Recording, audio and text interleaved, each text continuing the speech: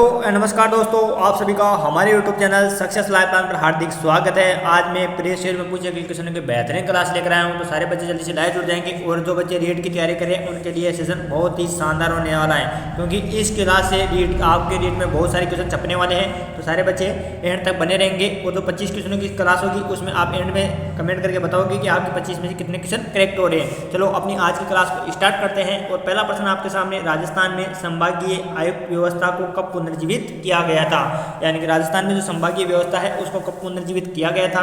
Option number 1 है 1977 में, option number 2 है 1985 में, ऑप्शन नंबर 3 है 1987 में, ऑप्शन नंबर 4 है 1997 में। इसका जो आंसर होगा वो होगा ऑप्शन नंबर 3। यानी कि जो राजस्थान में संभागीय व्यवस्था चालू हो रखी है, राजस्थान में अभी वर्तमान में कितने संभाग हो जाएंगे? तो हो जाएंगे 7। यानी कि राजस्थान में अभी वर्तमान में 7 संभाग है और उनको कब पुनर्जीवित किया गया था? तो किया गया था 1987 में। अगला प्रश्न है वो आपके सामने, राजस्थान के नक्शे पर निम्नलिखित में से कौन सा सुदूर दक्षिण में स्थित है? प्रश्न क्या पूछ रहा है कि इनमें से कौन सी जगह है जो दक्षिण में स्थित है?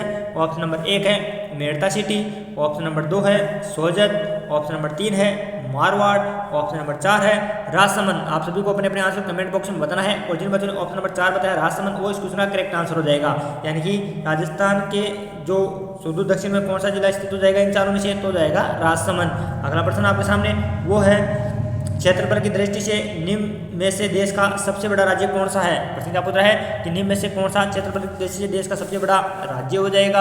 ऑप्शन नंबर 1 है महाराष्ट्र, ऑप्शन नंबर 2 है राजस्थान, ऑप्शन नंबर 3 है मध्य प्रदेश, ऑप्शन नंबर 4 है उत्तर प्रदेश। आपको देखना है और अपना आंसर बताना है कि कौन सा आंसर इसका सही आंसर हो जाएगा।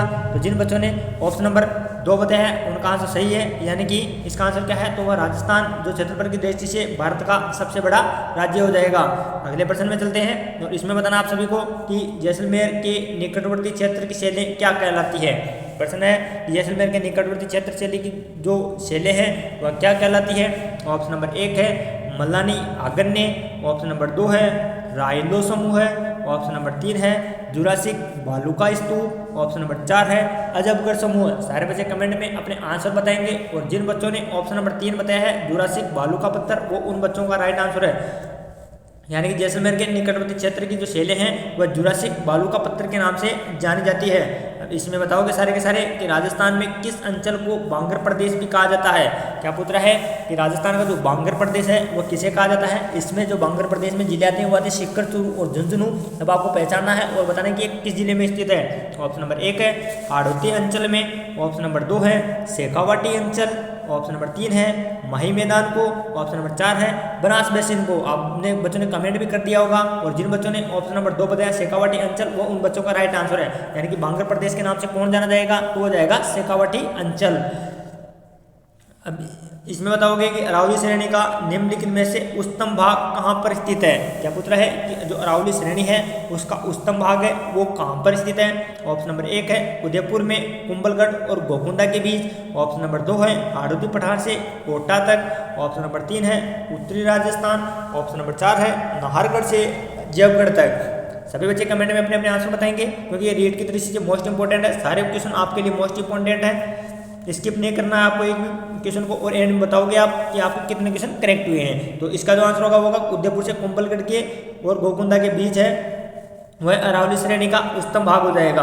अब इसमें क्या बताओगे कि जो बोराट का भाग है वो कहाँ पर स्थित है? क्या बताना है कि जो बोराट का पठार है वो कहाँ पर स्थित है? ऑप्शन नंबर 1 है कुंभलगढ़ से गोकुंदा के बीच, ऑप्शन नंबर 2 है कुंभलगढ़ से जयसमंद के बीच, ऑप्शन नंबर 3 है गोकुंदा से जयसमंद के बीच, ऑप्शन नंबर 4 है जयसमंद से भैंसरोडगढ़ के बीच। सारे बच्चे कमेंट करके बताएंगे।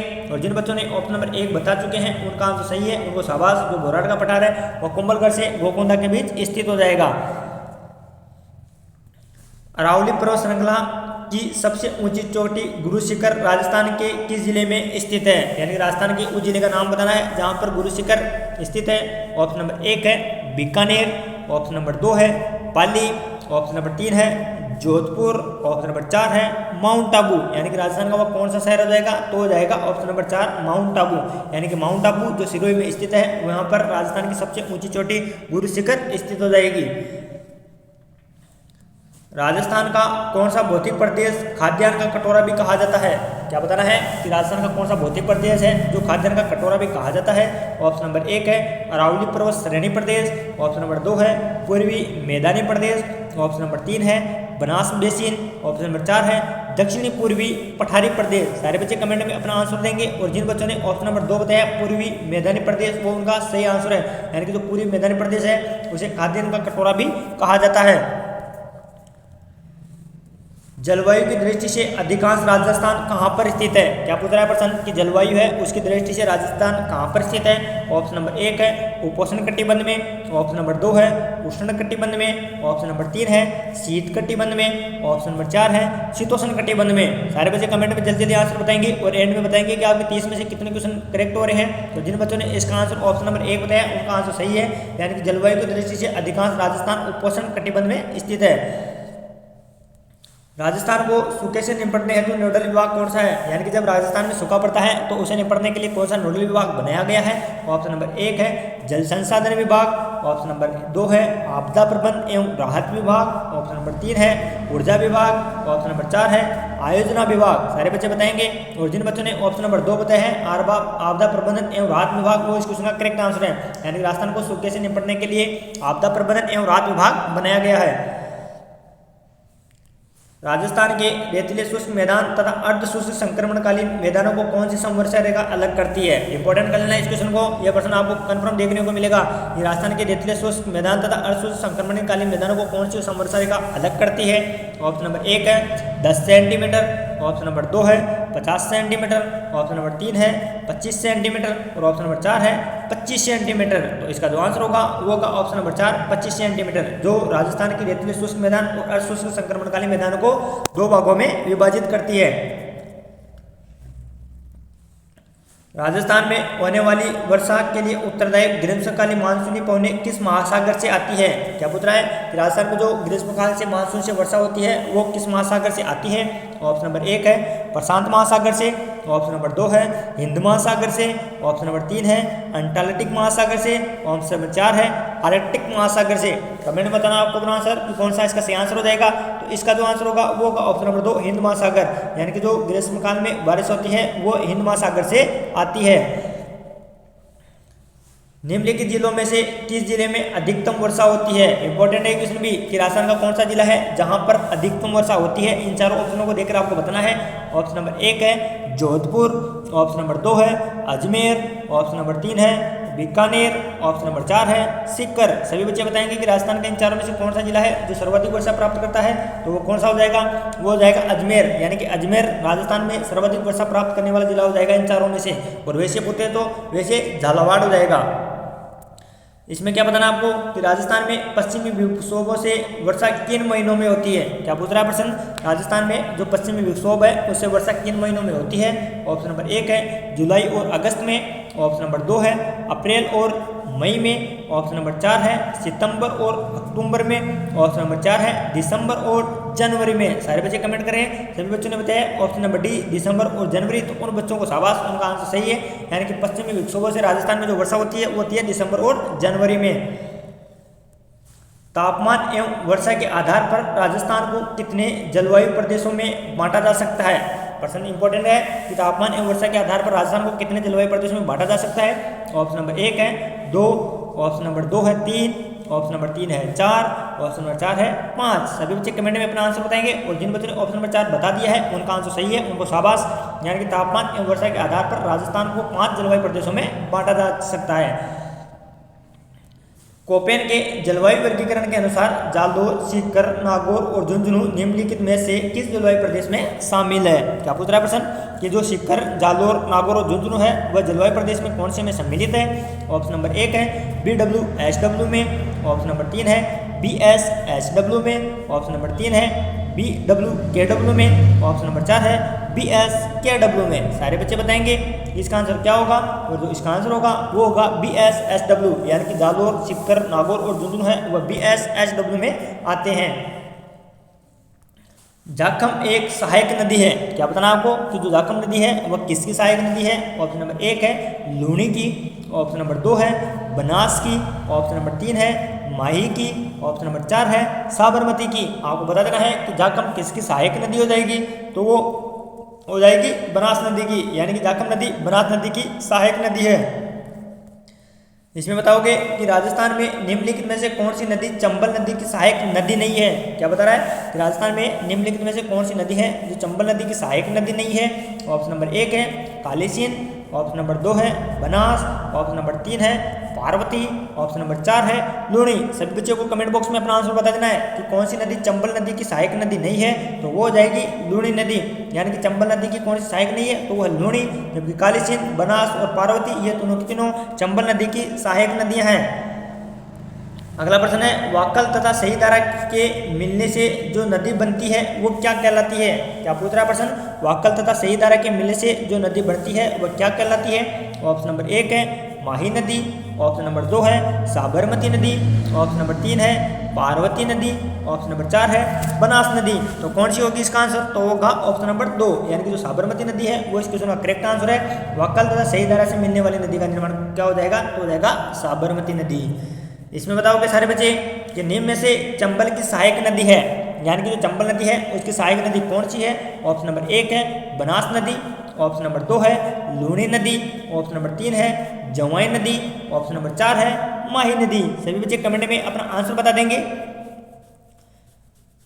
तो जिन बच्चों ने इस क्वेश्चन का आंसर बनास नदी बताया है उनका आंसर सही है, यानी कि चंबल की सहायक नदी कौन सी हो जाएगी? तो हो जाएगी बनास नदी। उदय सागर झील में जल प्रवाहित करने वाली नदी कौन सी है?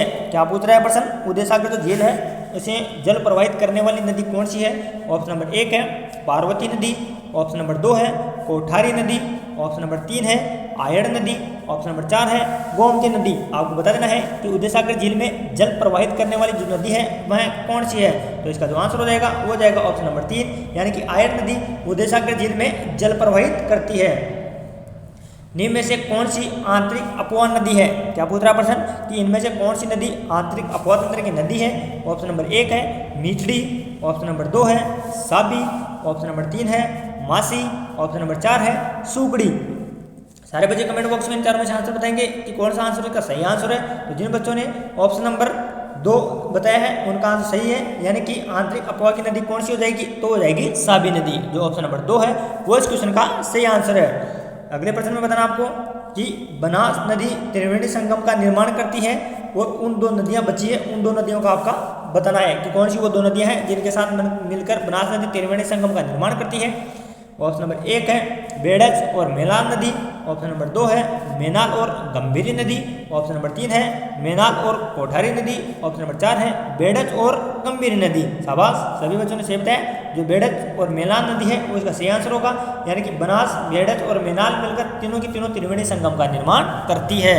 आगे चलते हैं और अगले क्वेश्चन में बताना आपको कि राष्ट्रीय झील संरक्षण कार्यक्रम के अंतर्गत राजस्थान के निम्नलिखित में से कौन सी झील शामिल नहीं है? क्या पूछ रहा प्रश्न कि राष्ट्रीय झील संरक्षण कार्यक्रम के अंतर्गत राजस्थान की कौन सी झील सम्मिलित नहीं है? ऑप्शन नंबर 1 है फतेह सागर, ऑप्शन नंबर 2 है नक्की झील, ऑप्शन नंबर 3 है आना सागर, ऑप्शन नंबर 4 है राजसमंद। सभी बच्चे कमेंट बॉक्स में बताएंगे कि इसका कौन सा आंसर करेक्ट है। तो जिन बच्चों ने ऑप्शन नंबर 4 बताया उनका आंसर सही है, यानी कि राष्ट्रीय झील संरक्षण कार्यक्रम के अंतर्गत राजसमंद झील नहीं आती है, जबकि फतेह सागर, नक्की और आना सागर ये तीनों की तीनों इसके अंतर्गत आती है। जिस झील का निर्माण 1891 से 92 के दौरान अकाल रात कार्यों के दौरान करवाया गया था, यानी कि वो राजस्थान की कौन सी झील है जिसका निर्माण अकाल रात कार्यों के लिए करवाया गया था? ऑप्शन नंबर 1 है राजसमंद झील, ऑप्शन नंबर 2 है फतेह सागर झील, ऑप्शन नंबर 3 है फोय सागर झील, ऑप्शन नंबर 4 है नक्की झील। सारे बच्चे कमेंट बॉक्स में अपना आंसर बताएंगे और जिन बच्चों ने ऑप्शन नंबर 2 बता दिया है उनको शाबाश, उनका आंसर सही है, यानी कि जो फतेह सागर झील है उसका निर्माण अकाल रात कार्यों के लिए 1891 से 92 के दौरान करवाया गया था। राजस्थान की निम्नलिखित में से कौन सी झील को रामसर वेटलैंड कन्वेंशन में शामिल किया गया है? आपको ध्यान है कि 2 स्थलों को राजस्थान के वेटलैंड में शामिल कर रखा है, उनको आपका नाम बताना है। ऑप्शन नंबर 1 है राजसमंद, ऑप्शन नंबर 2 है आना सागर, ऑप्शन नंबर 3 है सांबर और ऑप्शन नंबर 4 है पचपदरा। जिन बच्चों ने ऑप्शन नंबर 2 बताया है उनका आंसर सही है, यानी कि सांबर और जो केवलादेव अभ्यारण्य है उनको रामसर वेटलैंड के अंतर्गत शामिल कर रखा है। इसमें बताना आपको कि जवाई बांध किस जिले में स्थित है। प्रश्न क्या पूछ रहा है कि जो जवाई बांध है वह किस जिले में स्थित है। ऑप्शन नंबर 1 है पाली में, ऑप्शन नंबर 2 है जयपुर में, ऑप्शन नंबर 3 है जोधपुर में, ऑप्शन नंबर 4 है कोटा में। तो जिन बच्चों ने ऑप्शन नंबर 1 बताया उनका आंसर सही है, यानी कि जवाई बांध किस जिले में स्थित है तो वो पाली जिले में है। अब ये थी अपने 30 क्वेश्चनों की बेहतरीन क्लास। तो आपको कमेंट में बताना है कि आपके 30 में से कितने क्वेश्चन करेक्ट हुए हैं। तो और अगर आप विभिन्न प्रतियोगी परीक्षा में अपना बेहतरीन स्कोर करना चाहते हो तो जुड़ना हमारे साथ 1:30 पर, जिसमें विभिन्न प्रकार के बच्चे जुड़ते हैं और अपनी क्लास का आनंद लेते हैं। तो आप भी उनके साथ जुड़ना और क्लास का आनंद लेना। तब तक के लिए जय हिंद जय भारत।